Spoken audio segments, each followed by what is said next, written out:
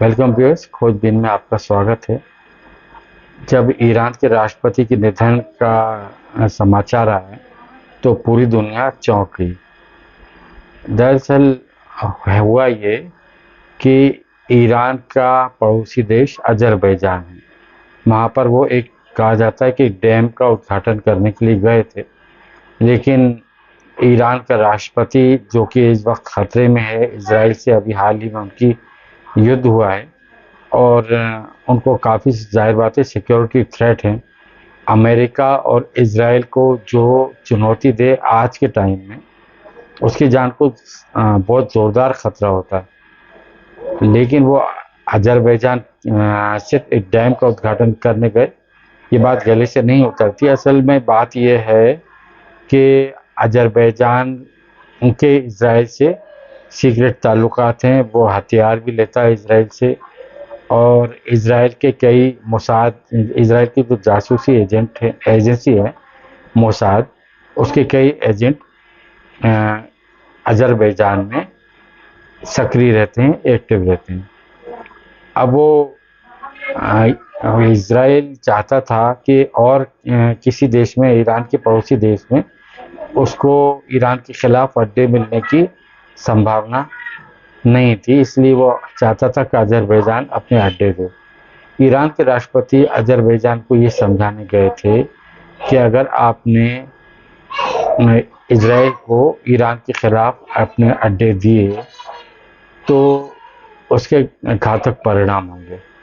फिर इजराइल कुछ नहीं देखेगा कि अजरबैजान उसका पड़ोसी है या इस्लामिक ग्रुप है, फिर फुल फ्लैश वॉर होगी। वो समझा के आ रहे थे, लेकिन वो जिस वक्त वो आए उस वक्त मौसम बहुत ख़राब था। एक बात तो ये, आजकल एक गांव का किसान भी होता है तो वो मालूम रखता है कि अगले 7 दिन इतनी टेक्नोलॉजी हो गई कि मौसम कैसा होगा। एक देश का राष्ट्रपति मूवमेंट कर रहा है और उस देश के मतलब मौसम की जानकारी नहीं है, वहाँ की सरकार को उसकी स्टडी नहीं की, ये बड़ी हैरत की बात है। और उसमें एक बात ये भी है कि जिस दिन ईरान के राष्ट्रपति हेलीकॉप्टर से दुर्घटना हुई, उस दिन के मौसम का जो डेटा था वो वहाँ के जो ईरान का मौसम विभाग है उसके पास वो डेटा है ही नहीं। ये एक बड़ी अचंभे वाली बात है। अच्छा, और दूसरी बात ये कि उनको सड़क के रास्ते भी लाया जा सकता था अगर मौसम खराब था तो, मगर ऐसा कुछ नहीं। और इसके अलावा एक और बात कि वो जो हेलीकॉप्टर था बहुत पुराना था और अमेरिकी प्रतिबंधों के चलते जो बेल हेलीकॉप्टर था, ईरानी राष्ट्रपति जिसमें ट्रेवल कर रहे थे, सफ़र कर रहे थे, वो भी उसको भी पुर्जे उसमें पुराने लगे हुए थे और हेलीकॉप्टर बहुत पुराना था। अब इसके बाद भी उन्होंने ट्रैवल किया। और दूसरी बात ये कि 2 बड़े वीआईपी जो टॉप के लोग हैं वो कभी एक साथ आम तौर पर एक प्लेन में सफ़र नहीं करते, हेलीकॉप्टर में सफ़र नहीं करते, जबकि वहाँ पर 2 और हेलीकॉप्टर साथ चल रहे थे। लेकिन जो नंबर 2 माने जाते थे, ईरान के विदेश मंत्री, वो भी राष्ट्रपति के साथ सफ़र कर रहे थे, यात्रा कर रहे थे। तो अब 2 वीआईपी एक साथ थे। अच्छा, बाकी जो 2 हेलीकॉप्टर थे उनको कुछ इफेक्ट नहीं हुआ और इमरजेंसी में जो एक मैसेज दिया जाता है वो भी इमरजेंसी मैसेज नहीं दिया गया। अच्छा, कुछ वीडियो भी आई जिसमें हेलीकॉप्टर को हवा में क्रैश होते हुए दिखाया गया और एक थ्योरी ये भी रही कि लेज़र का इस्तेमाल किया गया। अब ये सही बात क्या है, ये तो जांच पर पता चलेगा। और साथ में ईरान के जो प्राइवेट चैनल है, चैनल 12, उसने फ़ौरन बता दिया कि हेलीकॉप्टर दुर्घटनाग्रस्त हुआ है। ये बड़ी हैरत की बात थी। और इजराइल के जो राष्ट्रपति हैं नेतन्याहू, उन्होंने भी जल्द में ही बयान दे दिया कि इस घटना में हमारा हाथ नहीं है। और जो चैनल 12 थे उसने एक तरह से मौत की पुष्टि कर दी, जबकि ईरान ने उसकी मौत की पुष्टि नहीं की थी। जीपीएस में भी जो खोजी दस्ते निकले उनको भी भटकाया गया कि जहाँ पे एक्सीडेंट हुआ था उस लोकेशन के अलावा दूसरी लोकेशन पर वो तलाश करते रहे, मगर एक्सीडेंट कहीं और हुआ था। अब ये बड़ी हैरत की बात, अजीब सी बातें हैं। और एक बात ये भी है कि ईरान की जो सरकार है वो हेलीकॉप्टर जांच के बारे में की जो दुर्घटना हुई उसके ब्लैक बॉक्स के बारे में जो जानकारी होती है वो कुछ इतनी जांच करने के बारे में उत्सुक नहीं दिखी, बल्कि रशिया ने पहल करी और उसने कहा कि हम ब्लैक बॉक्स की भी जांच करेंगे और ये एक्सीडेंट कैसे हुआ इसकी भी जांच करेंगे। ये बड़ी कई बातें हैं इसमें। कुछ बातें ये भी आ रही हैं कि ईरान के जो मतलब धार्मिक नेता हैं आयतुल्लाह खमेनी, वो सुप्रीमो भी कहलाते हैं ईरान में, और असली शासन ईरान में सुप्रीमो का ही होता है। तो उन्हीं के हिसाब से पॉलिसीज चलती हैं।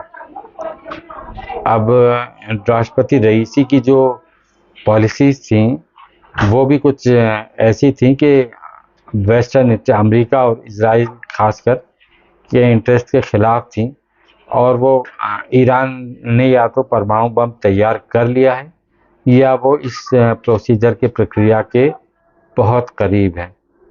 ये सब बातें मतलब अमेरिकी लॉबी, इजराइल की लॉबी के लिए चिंता का विषय थी। और साथ में पहली बार ऐसा हुआ कि 57 मुस्लिम देशों में केवल ईरान ही एक ऐसा था जिसने मतलब उसको इजराइल को इतनी बड़ी चुनौती दी।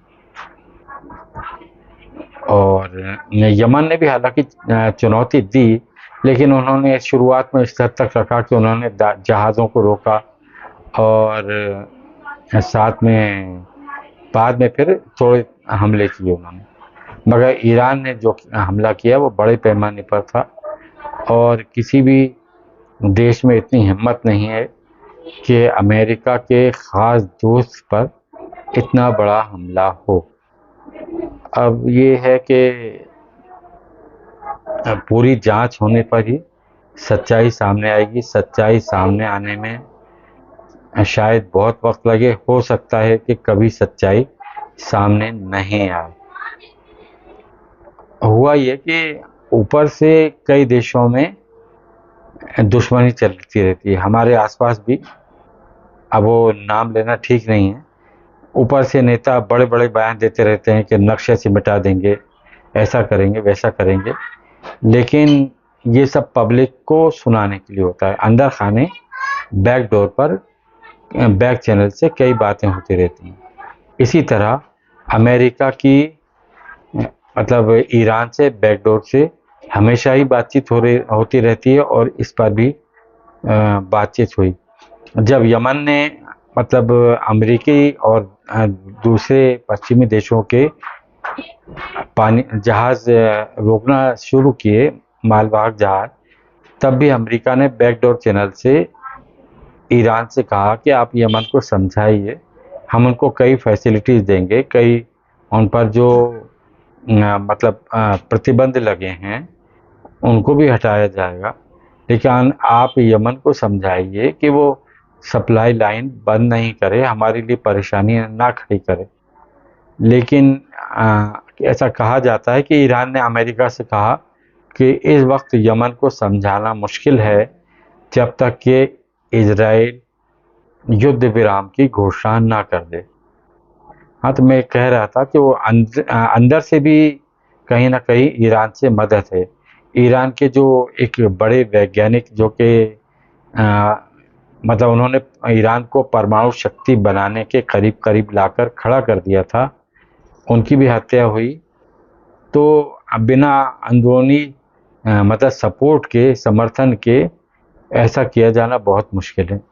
कहा जा रहा है कि ईरान के जो धार्मिक नेता हैं आयतुल्लाह ख़ामेनी, वो भी मतलब शुरुआत में जब इनको इतना पसंद नहीं करते थे, वो नहीं चाहते थे, उनकी पसंद कुछ और थी कि रईसी राष्ट्रपति बने। रईसी को ईरान में एक कट्टर मौलाना माना जाता है। और साथ में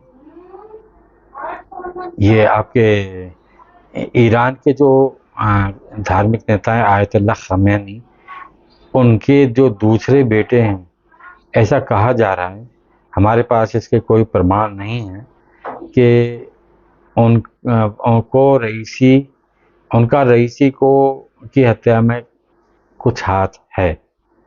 लेकिन ये सिर्फ अटकलें हैं। और असल में रईसी जो थे वो ख़ामेनी के बाद मतलब सुप्रीम लीडर बनने की और बढ़ रहे थे। ख़ामेनी के बाद ऐसा लग रहा था कि वही ईरान की सुप्रीम लीडर बनेंगे और ईरान में सुप्रीम लीडर ही एक तरह से सरकार की नीतियों का निर्धारण करता है, सरकार की नीतियां ही बनाता है। ये सब बातें हैं और यह हो सकता है इसीलिए सत्ता की दावेदारी में राष्ट्रपति रईसी की हत्या को अंदरूनी समर्थन मिला हो। हम फिर से एक बार कहेंगे, हमारे पास इसका कोई सबूत नहीं है, ये सिर्फ खबरें हैं और खबरों ऐसे चलती रहती हैं, लेकिन सच्चाई क्या है ये तो जांच में ही सामने आएगा। अब आजकल जीपीएस सपोर्ट भी नहीं है, एक साथ में ये बात भी है कि गलत लोकेशन जीपीएस से दी गई। कुछ लोग कह रहे हैं कि जीपीएस की सर्विस बंद कर दी गई, लेकिन आजकल चाइनीज़ जीपीएस सिस्टम भी है, तो उसका ईरान ने सहारा क्यों नहीं लेता। उस ईरान को जीपीएस सिस्टम जो चाइना का है उसका सपोर्ट लेना चाहिए था। लेकिन जब कुछ होने का होता है तो कहते हैं कि हालात वैसे ही बनते जाते हैं। जनरल ज़ियाउल हक जो कि पाकिस्तान के तानाशाह थे, उनको भी एक महीने पहले खुफिया एजेंसियों से इनपुट मिला था कि आपकी जान को ख़तरा है, आप हवाई सफ़र नहीं करें। एक महीने तक उन्होंने इसको कहा भी। फिर खैर अमेरिकी डेलीगेशन के साथ वो हेलीकॉप्टर में थे और खैर वो हेलीकॉप्टर क्रैश हुआ और उसमें उनका निधन हुआ। इसी तरह इराक के सद्दाम हुसैन से पहले राष्ट्रपति थे और लेबनान के राष्ट्रपति थे, उनका निधन हुआ। अमेरिकी राष्ट्रपति कोई सकता है कि अमेरिकी राष्ट्रपति की कितनी सख्त सिक्योरिटी होती, लेकिन अमेरिकी राष्ट्रपति जॉन एफ कैनेडी जो कि इजरायली लॉबी के बहुत खिलाफ थे, उनकी भी हत्या कर दी गई। अब इसमें क्या है ये तो कहना मुश्किल है, क्योंकि लगातार राष्ट्रपति कैनेडी ऐसे फैसले ले रहे थे जो इजरायली लॉबी के लिए मुफीद नहीं थे, उनके हक में नहीं थे। अब लगातार रशिया इसकी जांच करेगा और रशिया जांच से क्या निकलता है और ईरान के जो अंदरूनी ताकत हैं वो ये जांच होने देंगी, सही नतीजे निकलने देंगी कि नहीं, ये भी एक सवाल है। तो ये ईरान जैसे जैसे अपडेट आएगी मैं इस पर और भी वीडियो करूँगा। आप हमारे चैनल को लाइक कीजिए, प्लीज़ सब्सक्राइब कीजिए और आपकी कमेंट्स पढ़कर हमें अच्छा लगेगा। थैंक्स अ लॉट, धन्यवाद।